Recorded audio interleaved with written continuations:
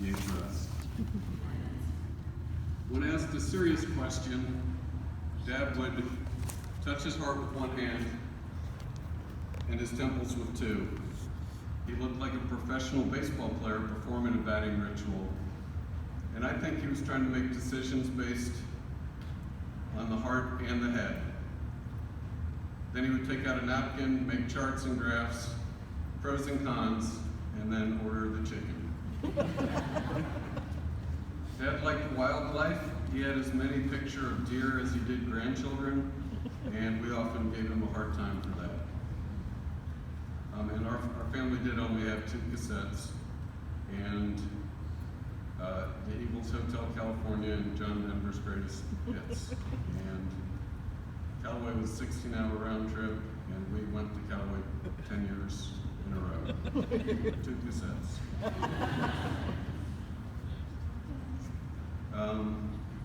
Dad took a small amount of money that I had saved when I was in my 20s, and he helped me pick out stocks that continue to grow to this day.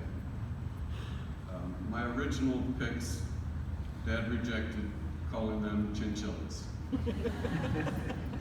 Okay, I have 3 dad stories, and for the accounting side of him, I will label them. My A story is when we lost our dog, Bandit, which was my parents' second West Highland Terrier. Mom was ready for a 3rd one, and she could not find one locally, so she asked me to look in Tennessee. When I found a litter and called my mom, she said, well, let me ask your father, and I overheard her ask Dad, and I heard Dad say he did not want another dog, and if they got another dog, it would be a bigger dog, not another terrier. Mom got back on the phone and said, we'll take it. 4 hours later, my parents met me in Kentucky, and Dad was smiling as much as my mom. Sweet old thing. And then this is my B story. When I was little, Dad had me watering trees while he mowed our yard.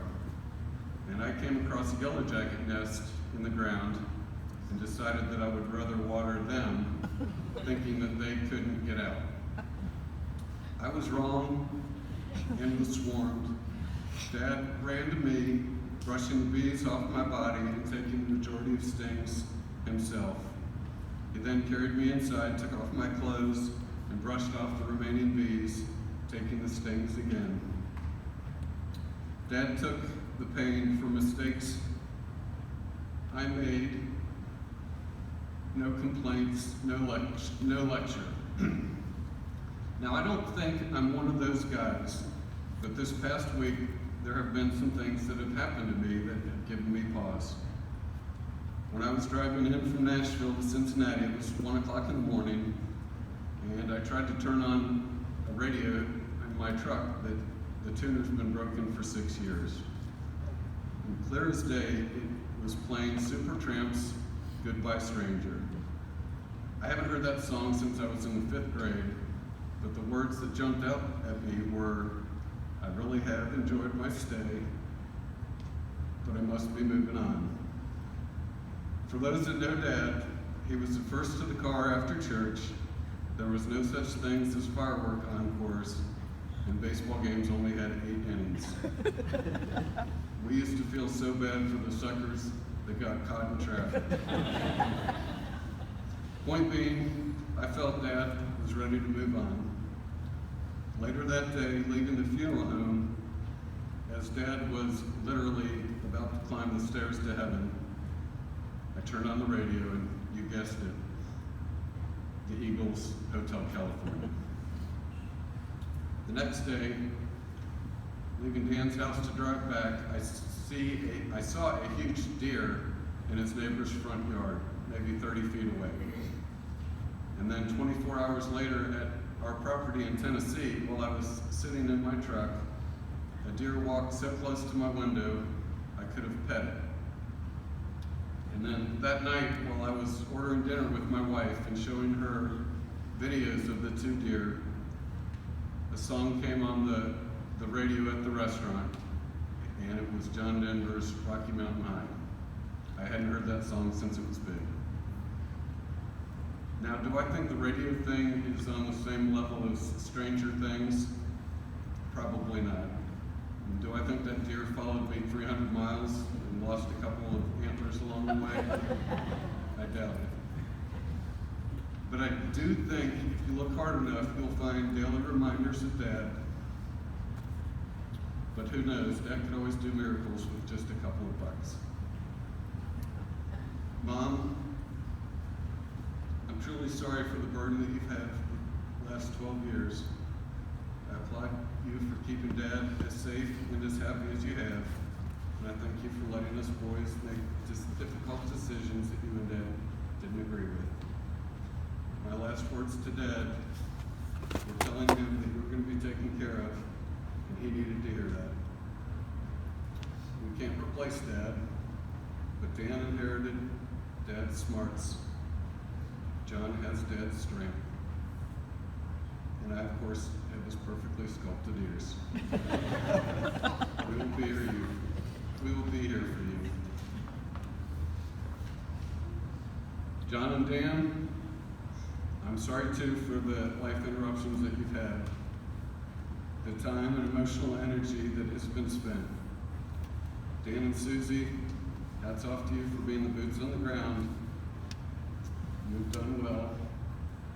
Hang in there. The new normal will be manageable. John, thank you for your leadership in this and for being flexible when we have disagreed on no-win options. And then to the Hanky Watson kids, thank you for your roles and understanding during this long season. Thank you for sharing your husbands and dads. And I'm sorry that the joys of births, family vacations, holidays, and engagements have competed and lost to heart attacks, emergency surgeries, Alzheimer's progressions, and losing loved ones. I love you all. And then the last story. When I was little, my parents asked me who I loved more. And I said both the same. And they said, but who do you love more? So I touched my heart with one hand and my temples with two, and I thought like Dad would. Finally replying, I can't say. Why not, they asked. And I replied, because I don't want to hurt Dad's feelings. Mom smiled. Dad shook his head and said to my mom, I don't know why he does that thing with his hands. His shirt has no pocket to put a pen in, and he doesn't even wear glasses. Dad, I love you. Both. Same. Rest in peace.